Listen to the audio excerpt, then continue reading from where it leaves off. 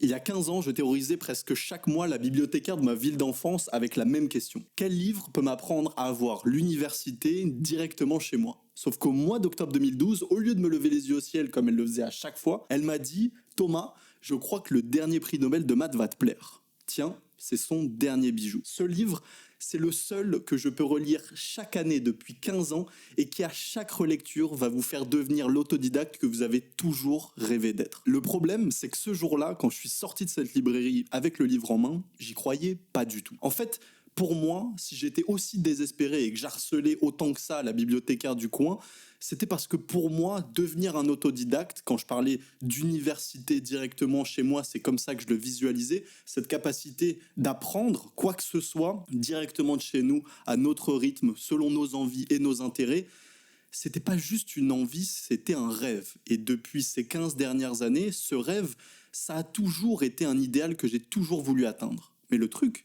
c'est que ça faisait des années que déjà j'essayais et que ça avait toujours été un échec. Cette année-là, c'était l'histoire de France. J'avais voulu développer des connaissances dans l'histoire de mon pays, puis ensuite l'étendre à l'histoire des civilisations. J'avais ce projet en tête que je trouvais magnifique de pouvoir avoir dans mon esprit à disposition des connaissances vastes des personnages, des événements de mon pays et de la civilisation européenne puis mondiale, et que j'allais pouvoir les utiliser pour construire mon esprit. Mais vous comme moi, vous savez que si on ouvre un livre d'histoire, on est face à une avalanche de détails, d'événements, de personnages, de dates qui transforment ce petit élan intellectuel qui nous gonflait de plaisir et avec lequel on arrivait rempli de motivation, et qui petit à petit, au fur et à mesure des lectures, au fur et à mesure des documents, au fur et à mesure des jours, se transforme en quelque chose qui nous semble insurmontable, flou, comme si on était perdu dans une caverne de plus en plus immense, à l'intérieur de laquelle on avançait avec une petite lanterne, et au fur et à mesure où on avance, on se rend compte que finalement on ne sait rien, et que ce qu'on s'était imaginé comme une montagne est en fait 10 fois l'Himalaya. Et ce qui a fait que le livre de Cédric Villani, à ce moment-là, m'a parlé, c'est que je l'avais même pas ouvert. La chose qui m'a le plus marqué, c'est son titre. Théorème vivant. Il y avait un oxymore là-dedans. Théorème, c'est quelque chose de froid, de complexe, exactement comme ces milliers de tentatives que j'avais essayé d'avoir en tant qu'autodidacte, mais il le mettait à côté d'un terme vivant, quelque chose de plaisant, quelque chose dans lequel on a envie de vivre, qui était naturellement motivant. Et ça, c'est ce qui m'a poussé à me dire, là, il y a quelque chose. Là, on a quelqu'un qui va réussir à transformer cet apprentissage en solo, une activité vraiment plaisante que j'allais pouvoir faire pendant des années, voire des décennies, simplement en la rendant plaisante. Et ça, pour moi, c'était le casse du siècle. Si ce que je viens de te décrire te parle, vouloir apprendre de soi-même et avoir des grandes difficultés, je te conseille de faire le test Prism. C'est un test gratuit qui prend 3 minutes, que j'ai construit grâce à un modèle d'apprentissage basé sur les sciences de l'apprentissage et qui te permet en 3 minutes d'avoir un diagnostic de ton profil d'apprenant et d'avoir une technique directement que tu peux appliquer sur tes lectures aujourd'hui pour passer au niveau supérieur. Ça prend 3 minutes, c'est gratuit et c'est accessible juste ici. Et effectivement, dès la lecture du premier chapitre, Cédric Villani a impulsé en moi un changement que jamais je n'aurais soupçonné. Il a détruit ce que j'ai appelé depuis le mythe de l'apprenant solitaire. Ce mythe qu'on a tous en tête, qui est de se dire que quelqu'un qui apprend par lui-même est nécessairement seul, cloîtré comme ici, dans mon bureau, dans mon petit espace, et qu'en fait, fallait se mettre dans le visuel d'un penseur de la Renaissance, seul le soir, qui de minuit à 3h du mat fait des équations, etc. Villani, qui est quand même aujourd'hui médaille Fields, l'équivalent du prix Nobel de mathématiques, nous montre que c'est totalement pas vrai. Déjà, en plus de la dimension solitaire, d'abord, il y a la dimension plaisir. Dès la première page, vous allez apprendre que notre cher Nobel de mathématiques appelle son ordinateur Gaspard Monge, du nom d'un mathématicien qu'il adore. Si c'est pas une anecdote qui est excellente pour pointer le fait que les plus grands génies de notre époque, au lieu d'être des fous de la rigueur de travail et un petit peu de se voir comme moi je pouvais me le représenter, des mathématiciens, physiciens, devant des grands tableaux, très froids, ne pas trop se parler, etc. En fait, vous allez apprendre que c'est totalement l'inverse. C'est des gens qui sont extrêmement fun, qui vont essayer de se marrer et de voir tout avec le plaisir, et que paradoxalement, voir tout avec le plaisir, ça décuple leur capacité d'apprentissage. Ça vous donne cette espèce de second souffle et de seconde envie d'apprendre qui est déjà renversante pour le premier chapitre. J'ai aussi noté que Villani disait qu'il ne peut pas bosser tant qu'il n'a pas son thé. Moi, aujourd'hui, c'est encore quelque chose que je fais tous les jours. Et cette ritualisation du processus d'apprentissage nous décomplexe profondément. Beaucoup pensent que ce n'est pas grand-chose que je suis en train de dire. Pourtant, au fur et à mesure des pages, au fur et à mesure des rencontres que vous allez avoir avec les plus grands physiciens et mathématiciens de l'histoire du monde, parce que c'est aussi ça ce que fait Villani, c'est un travail de vulgarisation scientifique en vous montrant que le monde des sciences, aussi complexe soit-il, est en soi accessible à tous et peut être vécu avec une grande beauté, quel que soit votre niveau, croyez-moi. Ça, c'est renversant. Mais en plus de ça, la cassure du mythe solitaire, ça a créé chez moi, dès la première lecture, un changement direct dans ma vie d'apprenant. Ce premier changement, pour moi, c'était de discuter avec les libraires. Ça peut sembler fou, mais aujourd'hui, c'est quelque chose que je fais presque quotidiennement. Je vais toujours à la même librairie, à la Fnac à côté de chez moi, et je vais discuter, si possible, avec des libraires quand j'ai des questions. C'est quelque chose que jamais je n'aurais pu faire avant. Pour moi, peut-être comme pour vous, rentrer dans un magasin de livres, c'est rentrer dans un magasin de chaussures. On sait le modèle qu'on veut acheter, on le trouve, et si on parle au libraire, c'est vraiment pour lui demander « Excusez, vous connaissez ce livre ?» et savoir où il est, je le prends et je pars à la caisse.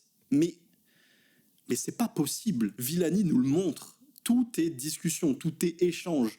Que si c'est pas des échanges avec des humains en direct, parce que peut-être vous pouvez pas tous les jours aller à la librairie, échanger sur Internet, commencer à faire des posts sur Reddit, sur différents sites Internet, ayez des discussions en commentaire de cette vidéo par exemple. Ça, c'est créer un échange qui va vous faire sortir de ce cocon solitaire qui peut vous épuiser et enfin rendre l'apprentissage non seulement source de plaisir personnel, mais aussi source de relation, source d'une ouverture au monde qui est magnifique et qui est illustrée à chaque chapitre par Villani et qui, dans ma vie, en tout cas m'a fait découvrir un nombre de pépites de livres grâce à des libraires extrêmement cultivés qu'avant je n'aurais jamais soupçonné que je pouvais discuter avec eux, qui est aujourd'hui tellement, tellement beau et dont je suis tellement, tellement reconnaissant.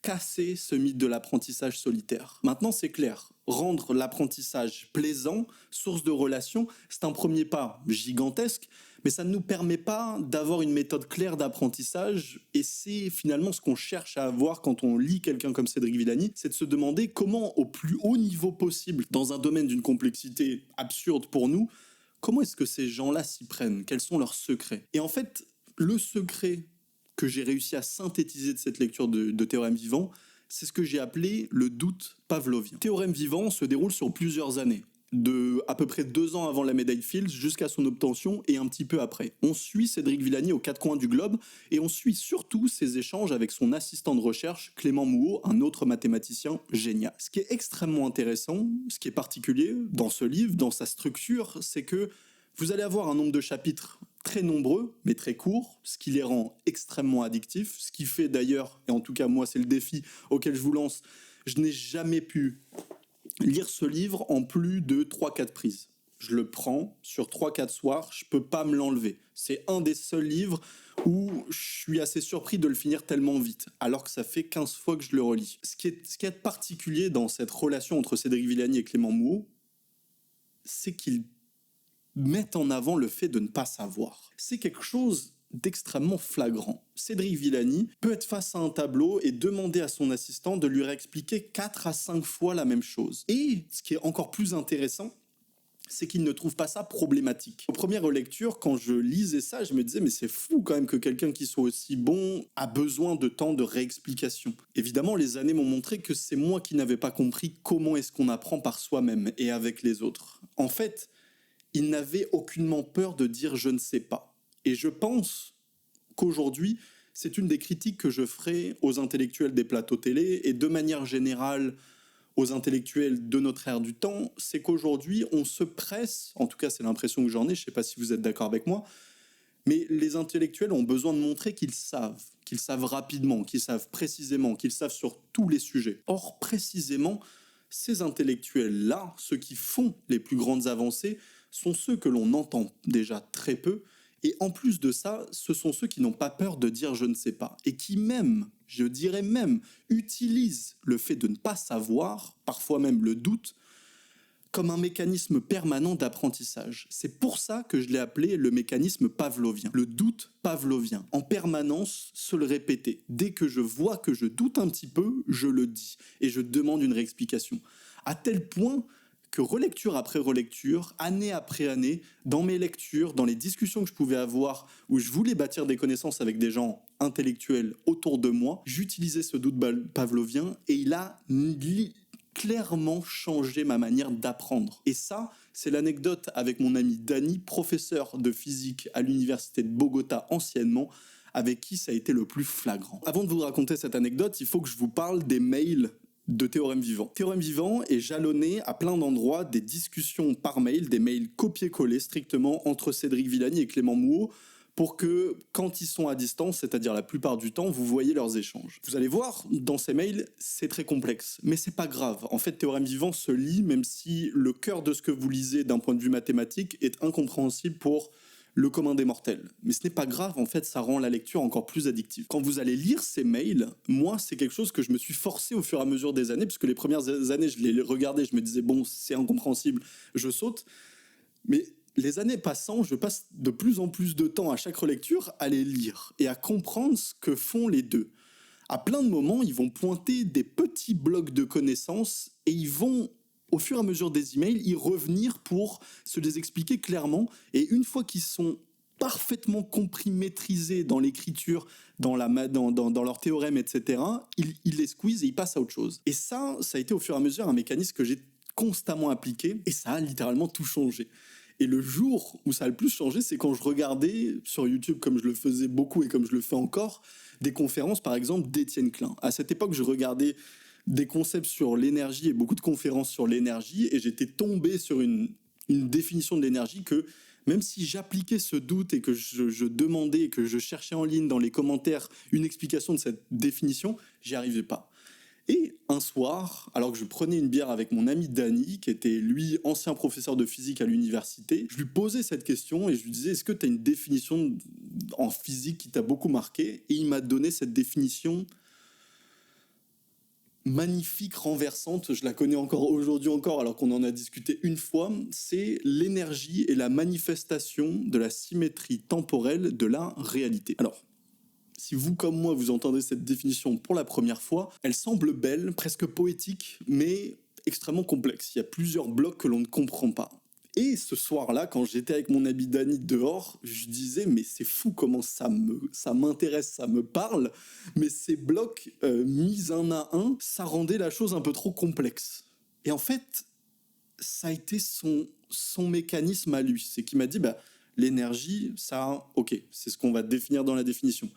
La symétrie temporelle. Ok, mais en fait, là, tu as la seconde loi de la thermodynamique qui dit ça. Et en fait, il a pris ces petits blocs un à un, et en me disant que les lois de la physique ne changent pas avec le temps. Ok, ça, je comprends. En me disant que quand il y a une symétrie, il existe toujours quelque chose qui se conserve. Ok, ça me semble plutôt logique. Et que dans le cas du temps, la quantité qui se conserve, c'est l'énergie. En me racontant ça et en fait en appliquant ce que faisaient exactement Villani et Mouot, on vient de prendre quelques petits Legos simples, de me décomposer le travail, et cet assemblage d'un seul coup est rendu extrêmement complexe. Quelque chose de très compliqué devient extrêmement simple, logique, et je l'ai encore mémorisé aujourd'hui. Ça, ce mécanisme, c'est le mécanisme le plus addictif que j'ai trouvé en apprentissage et pour tous ceux qui veulent devenir autodidactes. Et c'est quelque chose que je recommande à tous les autodidactes de faire depuis. Regardez comment s'y prend Villani, vous allez voir ce truc-là s'appliquer de jour en jour, quelle que soit la situation, et vous allez voir à quel point ça lui dynamise son apprentissage et ça lui rend la vie de l'apprentissage encore plus belle. Mais si on s'arrêtait là, il me manquerait quelque chose. Jusque-là, on a certes cassé le mythe de l'apprenant solitaire, sans plaisir. En plus de ça, on a compris ce mécanisme de doute pavlovien que Villani va nous partager, va nous apprendre à faire finalement dans notre vie d'autodidacte. Mais maintenant qu'on a cette méthode, la question qui me manquait et qui, moi, me taraudait, c'était l'aspect temporel de l'autodidacte. C'est bien plaisant de se dire ok, je sais comment apprendre un livre là maintenant comment savoir le faire pendant des semaines, pendant des mois, pendant des années, quand on est intéressé par un sujet et qu'on va vraiment bâtir des connaissances profondes dedans, ça c'est plus compliqué. Et finalement, c'est à l'arrivée, à la fin de Théorème Vivant, que Cédric Villani, encore une fois, nous éclaire sur cet aspect temporel et nous apprend à pouvoir continuer à naviguer dans les connaissances toute sa vie. Cette clé de compréhension que je vais comprendre de Théorème Vivant, je vais pas la comprendre pendant une lecture, mais pendant une conférence sur la blockchain que j'ai suivie il y a quelques années. Il m'a fallu vraiment plusieurs années pour comprendre cette chose-là. Sauf que là, je l'ai vécu. Je l'ai pas juste comprise, je l'ai vécu. C'était une conférence où on était 40 dans l'auditoire et c'était une conférence sur la blockchain avec 2 intervenants. Un premier qui est arrivé assez fier, journaliste, qui disait que ça faisait 8 mois qu'il potassait sur le sujet. À l'époque, la blockchain, c'était pas très connu. En parallèle, d'autres sujets, il nous sortait l'Asie, les métaux rares, etc. Et pendant toute la conférence, lui passait son temps à faire des prévisions à 20 ans, 30 ans, voire même 50 ans sur la blockchain en jurant que tout ça était basé sur des connaissances qu'il avait accumulées pendant beaucoup de travail, etc. pendant ces 8 mois. Le truc, c'est que à côté de lui, il y avait un chercheur de 60, 65 ans, quelqu'un qui était beaucoup plus timide, beaucoup plus réservé, par rapport à lui en tout cas, par rapport à le journaliste, mais c'était quelqu'un qui présentait la blockchain comme quelque chose qui l'avait passionné depuis 40 ans et effectivement c'était un pionnier dans le domaine. Et quand je vous dis que dans l'audience, l'auditoire, quand la conférence s'est terminée, j'entendais des personnes à côté de moi qui disaient que le niveau était déséquilibré pendant toute la présentation, au départ je me disais bah oui on est d'accord, enfin c'est clair que le chercheur il est beaucoup plus humble est beaucoup plus conscient de ses propres limitations, même si c'est lui qui est l'expert des deux, par rapport aux journalistes qui avançaient sans aucun problème à faire des prévisions à 20-30 ans, alors qu'il avait bossé 8 mois sur le sujet. Et j'avançais, et à un moment, je sortais avec tout le monde, et je vais à la machine à café, et en fait, je me rends compte que tout le monde trouve que celui qui ralentissait, celui qui rendait la conférence extrêmement chiante, c'était en fait le chercheur. Et à ce moment-là, plutôt que d'être déçu, comme je le suis assez souvent, c'est Cédric Villani qui est venu directement en tête. C'était très particulier parce que j'ai eu ce flash du parcours qu'a eu Cédric Villani. Ce parcours très long qui ne l'a jamais fait perdre son humilité et qui l'a rendu pourtant le plus expert et le plus sachant de tous. C'est ça qui m'a intrigué et c'est ça qui m'a frappé à cet instant-là. Après plus d'une dizaine de relectures, je vous le jure, tous ces concepts seront indélébiles dans votre mémoire. La leçon magistrale que Villani va vous donner, c'est la nécessité du temps long pour l'autodidacte, la nécessité et les bienfaits de ralentir pour apprendre. Quelle beauté, mais quelle chose paradoxale à notre époque. Quand vous allez lire Théorème vivant, vous allez voir qu'à chaque début de chapitre, vous allez avoir la date et le lieu où se situe ce chapitre. En tant que mathématicien et chercheur de renom, Cédric Villani bouge de partout, tout au long des plusieurs années où on le suit dans le livre. Nous, cette lecture, elle nous prend 3-4 heures. Pour lui, il a fait 4 fois le tour du globe et ça a duré des années. Et ce qui est d'autant plus intéressant, c'est que lui, il est dans une quête encore plus stressante de la médaille Fields. Je vous rappelle que la médaille Fields est donnée aux mathématiciens de moins de 40 ans et que si vous dépassez ces 40 ans, c'est plus possible de l'avoir. Or là, vu l'âge qu'avait Villani au moment où il a fait son théorème, c'était la dernière chance qu'il pouvait avoir d'avoir la médaille Fields. Et pourtant, jamais à un seul moment, ça a été une contrainte. Il le dit lui-même, c'est quelque chose qu'il savait comme une information en tête, mais qu'il a décidé d'élaguer parce que ça n'ajoutait rien à sa capacité à trouver ce qu'il voulait trouver. La lecture de Théorème vivant inscrira en vous le rythme lent, mais pas un rythme ralenti, le rythme naturel de l'apprentissage, qui est nécessairement beaucoup plus lent que le rythme de la société et de ce rythme rapide qu'on nous impose en permanence. Ça, c'est la plus grande richesse de l'autodidacte. Celui qui apprend lui-même, par définition, c'est celui qui fixe ses propres contraintes. Alors pourquoi est-ce que le temps devrait être votre contrainte ?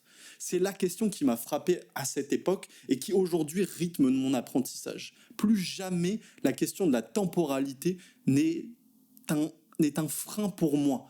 Si je veux bâtir des connaissances sur les classiques avec Calvino, pourquoi est-ce que je devrais me donner une délimitation en me disant bah là il faut que je termine Les Misérables de Victor Hugo d'ici la fin du mois ? Pourquoi ? En mettant cette contrainte et cette pression du temps, vous allez passer à côté de la beauté de ce sur quoi vous travaillez. Or, précisément, se rapprocher, toucher cette beauté et y accepter de passer du temps, c'est ce qui va faire de vous l'autodidacte génial que vous avez toujours rêvé d'être. C'est ça que Cédric Villani nous apprend. Personnellement, ce rythme lent, ce qu'il a permis de créer chez moi, c'est ce que j'ai appelé mes monolithes.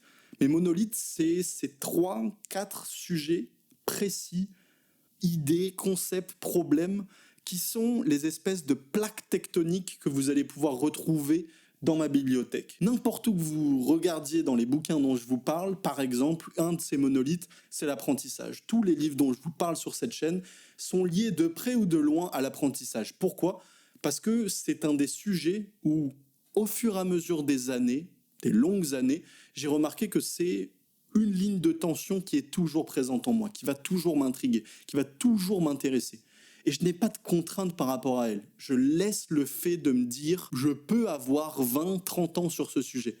Il n'y a aucun problème à ça. Et c'est ce qui fait, grâce à Théorème Vivant, que à chaque lecture d'un livre sur l'apprentissage, que je l'ai lu il y a 15 ans, ou il y a 5 ans, ou il y a 8 ans, il s'intègre naturellement dans ma mémoire, parce que c'est d'un intérêt profond et que je lui laisse le temps de créer ses marques, de prendre ses racines en moi, pour que plus tard je puisse le réutiliser. Prendre le temps, ralentir, c'est la plus grande bonté que vous puissiez avoir avec vous-même et avec votre vie intellectuelle. Suivez le rythme lent, acceptez de faire moins mais mieux, et vous serez, comme Cédric Villani, rempli d'un bonheur et d'un plaisir intellectuel que jamais vous ne pourrez quitter ensuite. C'est ça la clé de l'autodidacte et c'est ça la beauté de Théorème Vivant. Mesdames et messieurs, j'espère que cet ouvrage vous plaira. J'espère que cette vidéo vous a plu et qu'elle vous poussera à aller lire ce bijou. Merci beaucoup. À très vite.